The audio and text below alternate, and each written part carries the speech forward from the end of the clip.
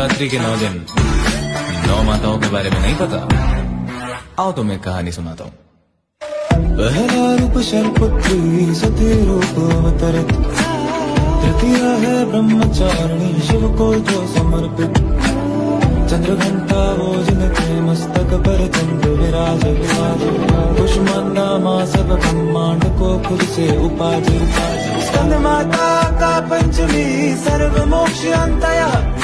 छठवीं माँ कात्यायनी कष्ट रोग सब हरा, काल हरे काल निवारे भूत प्रेत दर कहाँ है, भय से भी मुक्त सदा हो काल रात्रि जहाँ पे, श्वेत वस्त्र महागौरी अष्टमी को विराजे, सिद्धिदात्री हो नवमी हाथ चक्र वो साजे दोनों,